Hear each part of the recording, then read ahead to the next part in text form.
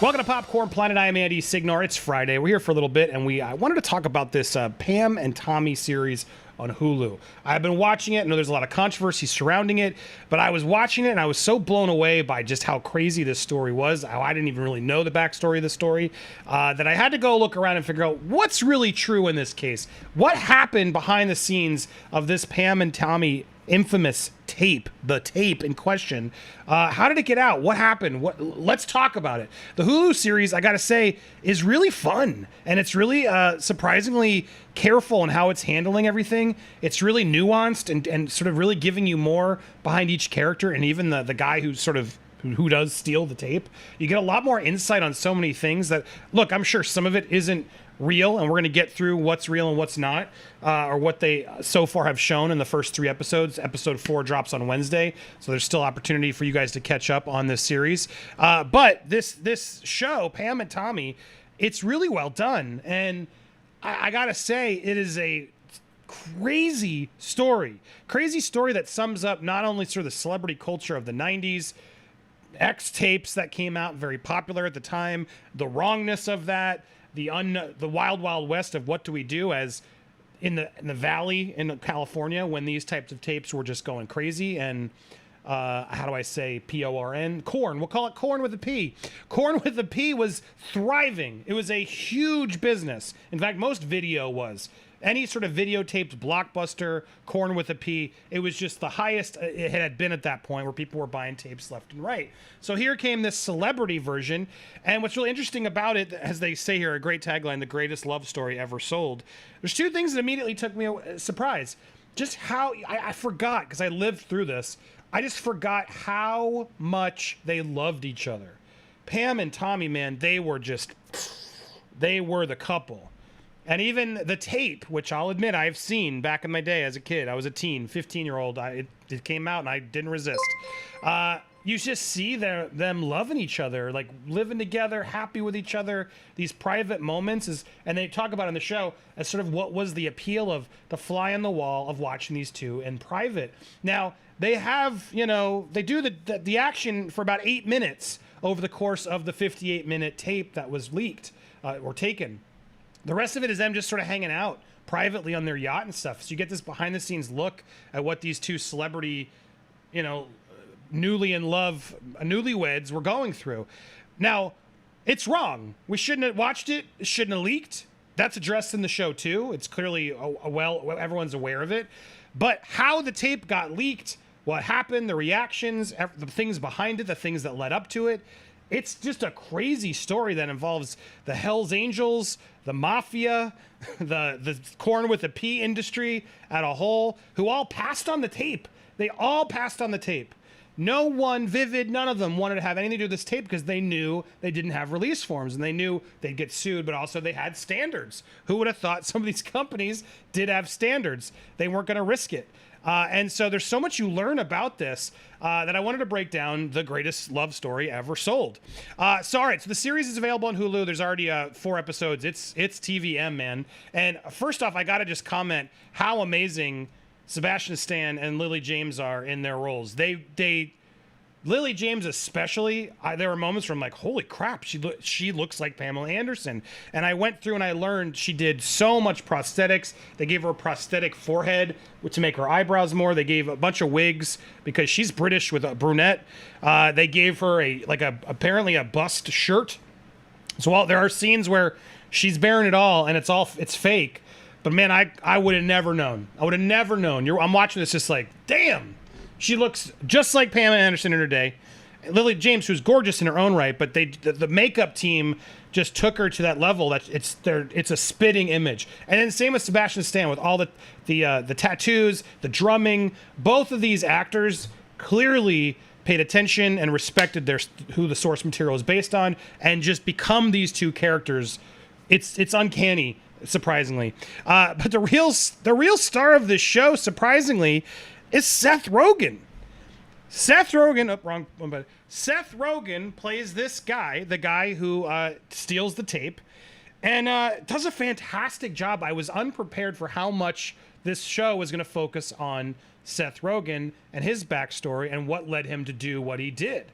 And now look, this whole thing was actually based upon a Rolling Stone article, which if you want to read it in its entirety, this is how they made the show, coupled with Tommy Lee's biography and other accounts that they went and found.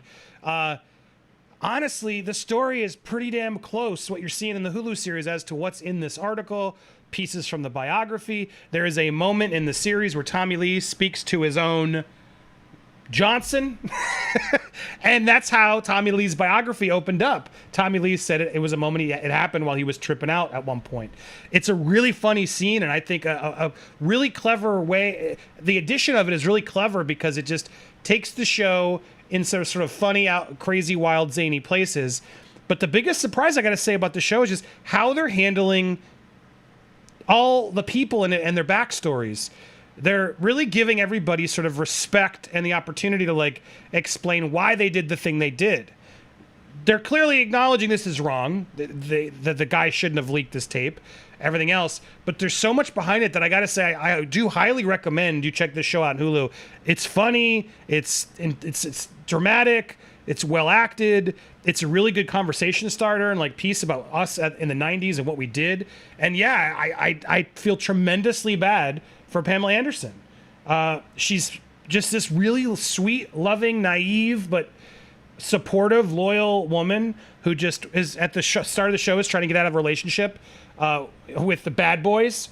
And then they show the scene, which I found the images. They found the club. Now I'm sure some of the dialogue and stuff, they took some liberties. But when Tommy Lee and Pamela meet, it's like lightning in a bottle. And you can just see as they go nuts. Tommy Lee obsesses over it and just follows her to Mexico, where she's doing some like Baywatch upfronts. And that's episode 2 where you really get into the love story and how they met and the whirlwind of these two and their love affair. And you can't deny it. As I remember, yeah, these two were just in love. And then in watching the tape, these two were in love. Now, with honeymoon phase, call it whatever you will, these two people loved each other wholeheartedly. They were there to support each other. And the show does a really good job of sort of reminding you and showing you that intenseness that they had. And Tommy Lee, big rocker, doing his drugs, whatever, but supportive of her. And clearly just in love with him, just thinks she's gorgeous and the most amazing woman, how lucky he is, etc. You really get this sense that they love and respect each other in a way that I didn't expect. I forgot. So that's all in there, and that's all the buildup. But the show really gets interesting because I don't know if you guys knew this. I'm not going to spoil the whole show. We're going to get into some of this stuff. I'm going to do a little bit of a log line of what the main bits here. But the man behind the tape was a man named Rand Gother. Here he is. Now, the way the tape got leaked is amazing. The way the tape got leaked, and this is confirmed, I've read it in 3 other sources from the show, so the show gets it right. He was an electrician who was working on the couple's mansion. And they were building a love dungeon, if you will, with heartbed and mirrors all over the wall. And finally, the Tommy Lee and Pamela were just firing people left and right as they were trying to, renovate this Malibu mansion. And they wouldn't pay for the work. They thought it was shoddy, whatever. Electrician Rand Gother was so sick of the couple's demands, he was ready to simply write off the $20,000. But when he and a general contractor came back to the couple's mansion to get their tools, Tommy Lee pointed a shotgun at them, saying, "Get the F off of my property." And that's when Ron got seriously pissed. As the show sort of presents, that was the tipping point where this electrician, this contractor who's out there doing work for these celebrity couples, is constantly dealing with this idiot rock star who's like, "Just move the bed." He's like, "Well, I just finished it. I did all this work for the week. You locked it off. We moved the..." He's like, "Just move it." He's like, "Well, it's going to cost more." Money's not an object. And then this guy's like charging on his Discover card all this stuff, and Tommy Lee hasn't paid up front. So these guys are in the whole $20,000 on the promise that Tommy Lee's going to pay them, and it never pays them. Now, this is Rand's, account of things. And then at a certain point, he goes to get his tools, and that's when it takes to hand. Now, did this actually happen? I wasn't there. I can't find other support of this from Tommy Lee. It does sound like one of the other contractors have backed this up, that they were impossible to work with, the celebrities, Tommy Lee. But Rand gets so fed up, he decides to start watching. Here he is. This is him in his heyday. We learn also Rand's an adult film actor. there's so much more you learn as this unfolds. But I'm just getting to the main point here so you can get more invested in the story. He begins to profile Tommy Lee and Pamela's ins and outs. He sits outside, gathers all the information, and figures out how he can get in there and basically get his money back because he gets so fed up by it. And so what he ends up doing is he apparently puts because he knew the house because he had been in and out, and he knew the security system because he'd been in and out. He realizes there is a camera they need to get by, so he dresses up as Pamela and Tommy's dog using this white carpet to get past security, gets in, takes the safe from the garage of Tommy Lee's garage, gets the hell out of there, opens it elsewhere, finds allegedly a bunch of guns, some money, jewelry, some other private stuff at Tommy's, and then finds a high-8 videotape that he takes to his friend who worked at an adult film company where he, as an adult actor, he had worked with previously. And that's when things go off. It's a revenge story. Seth Rogen's character of Rand and as he says in this article, he wanted to destroy Tommy Lee. He couldn't stand it. He was jealous, clearly, but also just pissed at him.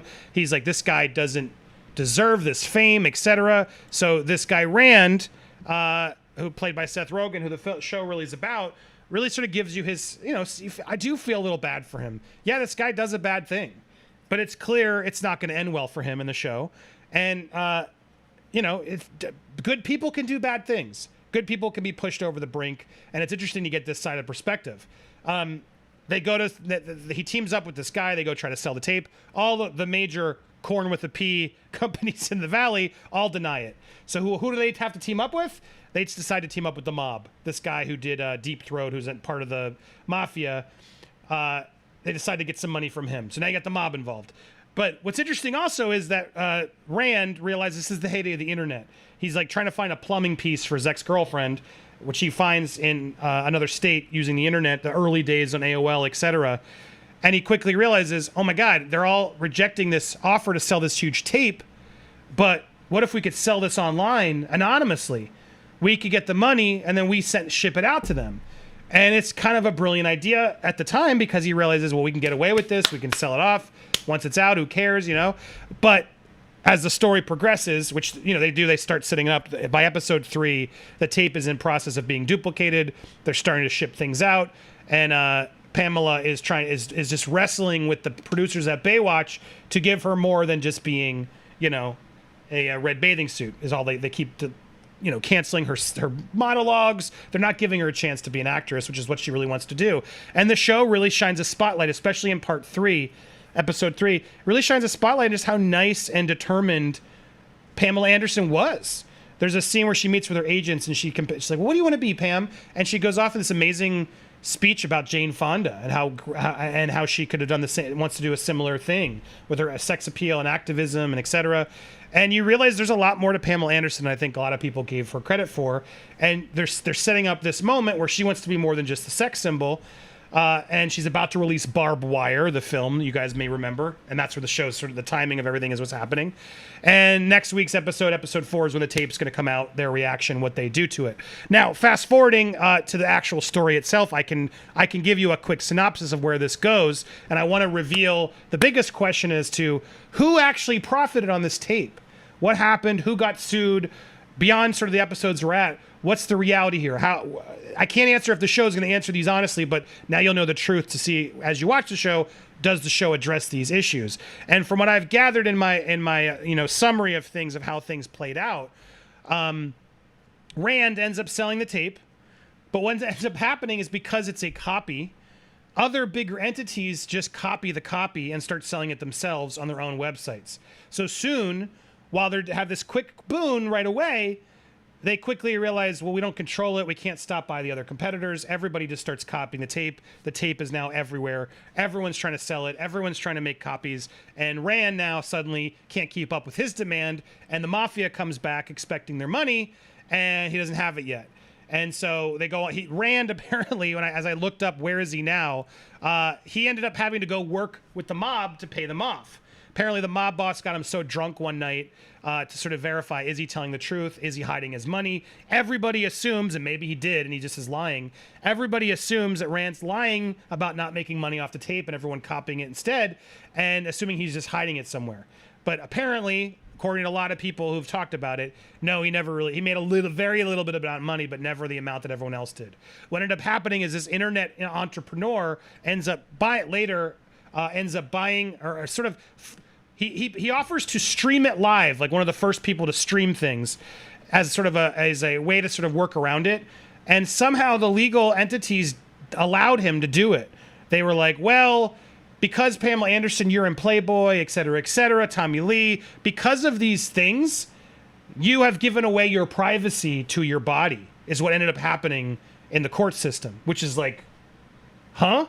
So Pamela and Tommy are constantly trying to stop this tape, but it's already out. It's copied everywhere. They're actually losing some of these legal battles. At this point, the tape is everywhere.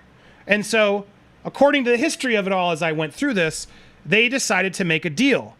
They made a deal saying, fine, as long as you don't sell it in stores and you're just streaming it, whatever, can we agree then? We're done. Stop doing that. They signed this agreement. Signing this agreement is the biggest question mark to date. Why would they sign away any rights?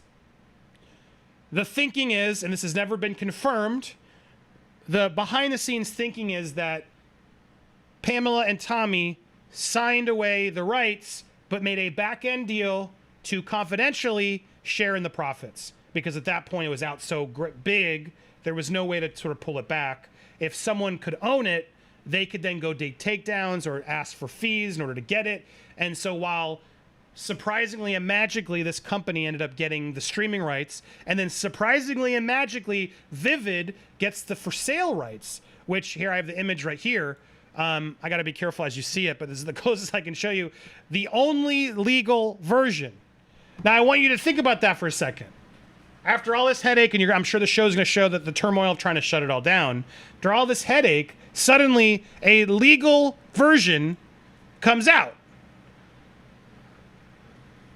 Again, from everything I've looked at, it seems very clear Pamela and Tommy, or one of the other, they had to have profited or made a deal to sign away the rights. If they really signed away the rights stupidly without doing that, I'm sorry, I just don't buy it. I don't buy it. There was way too much money made. There were legal copies that were sold. It's just like Kim Kardashian. She doesn't want to admit that she profited off that tape. She did. So did Paris Hilton. Both of them, all of them have. Now, the difference with Pamela Anderson is she didn't release it, and I don't believe she wanted to release it. So that's where things get more frustrating for her and sad for her, because and Tommy, neither of them wanted this tape out there. What ends up happening is Rand, who wanted to destroy Tommy Lee, ends up reinventing Tommy Lee, and the tape turns Tommy Lee into the relevant rock star that he was dreaming of becoming. Motley Crue's not as popular anymore. This tape with the hottest celebrity around suddenly makes him in demand, makes him cool, makes him edgy, and it actually reinvents his whole career. He gets to write a biography that people want to read and buy because of the tape and everything else in his life. It puts him back in the spotlight. And obviously Pamela Anderson, same thing. While she was shamed in ways, etc., Pamela Anderson was still such a hugely popular and desirable woman. It's just obviously not a very nice way that it happened. And obviously the exploitation of her was disgusting, and everybody just watched it, this private moment. And I hope and suspect the show is going to hit that a lot harder as it goes. But yeah, there's a scene where Seth Rogen's character and the producer sort of meet, and they're watching it, and they're like, this feels like something we shouldn't be watching. And they're like, uh-huh. It's like, it's so private. Uh-huh. And then the guy's like, it makes it so much hotter. And it's like the reality that they're admitting. That it's like, we're like, it's what, Corn with a P has become for a lot of people. Just like always filmed in a way where it seems like it's dangerous or taboo. And this was an opportunity to see these real celebrities that everyone was gushing over and like would love to see. Oh my God, they're there. We shouldn't be watching this. That was the appeal. So it was awful because it was real. This tape wasn't supposed to come out. This tape was stolen. That is true. Those are facts. Pamela didn't want it out. Tommy didn't want it out. At a certain point, because it got so far distributed, and both of them are, more sexualized people, I think at a certain point they caved and realized, all right, well, if it's out there and we can't stop it, how do we at least make sure no one else is profiting off of us? And honestly, I respect that. Good move. Smart move. That way you could shut stuff down. You could shut copies down. You can make sure you're at least getting paid. You can try to attempt to be in more control and make $1 off of instead of everyone else making $1 off of it. And that's ultimately what happened. What's interesting too, though, is later, which I didn't realize this, later, Bret Michaels had one leaked with Pamela as well. And I found this quote from MTV in 1998. What I'm choosing to find out, this is Bret Michaels. I cannot figure out for the life of me why Pamela is not stopping this tape or writing to these guys to stop the tape, Michaels told MTV News. It makes no sense to me. I cannot figure it out. I have the original copy. I have it. No one's ever touched it. No one's ever gotten to it. I have it, period, end of story. It's never gone out. I'm anxious to find out who gave them this tape or a copy of this tape, and now they're forced to disclose it. And no, I'm not taking a cent, not a penny. These guys have cost me a lot of money. They're going to pay for it out. So Pamela's leads are talking. So anyway, there was another clip that leaked with Bret Michaels and Pamela Anderson, and it's unclear of who did what there.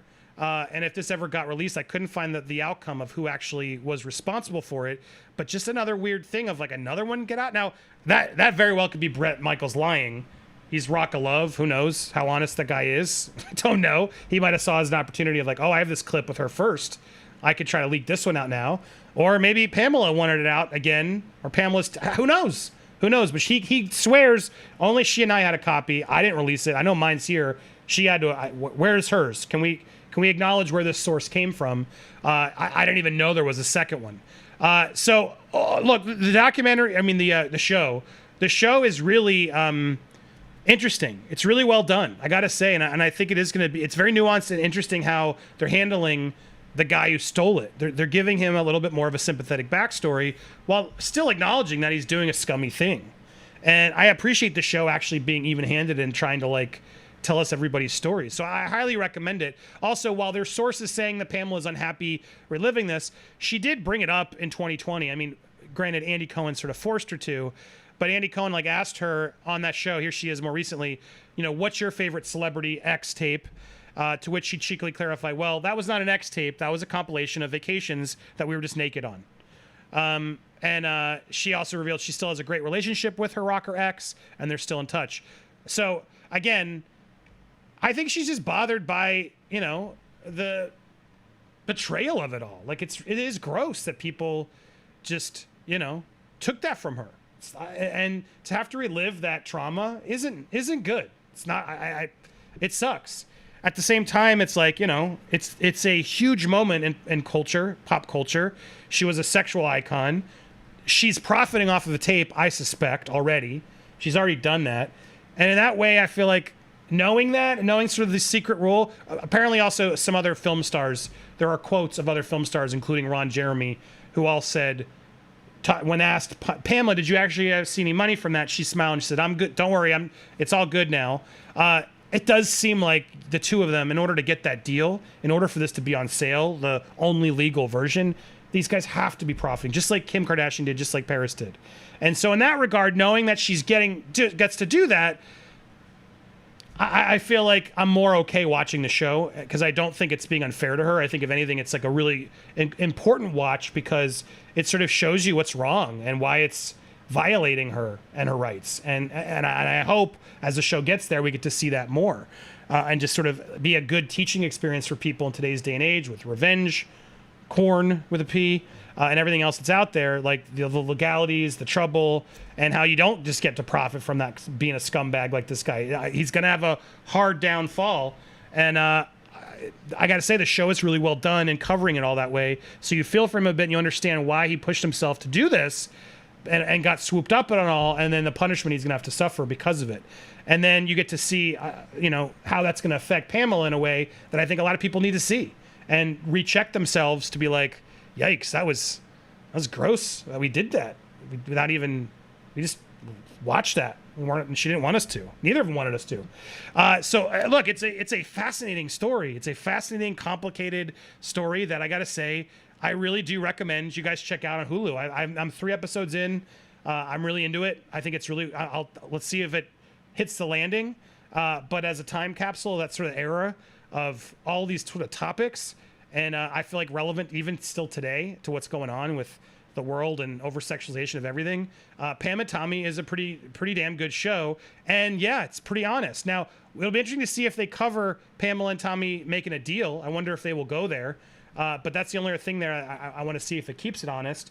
But everything else so far has been pretty checked out based on Rand's story with Rolling Stone and Tommy Lee's biography and photos and things I could find to back it up, most of the main events that are happening are pretty much the way it happened, minus some cinematic, embellishments.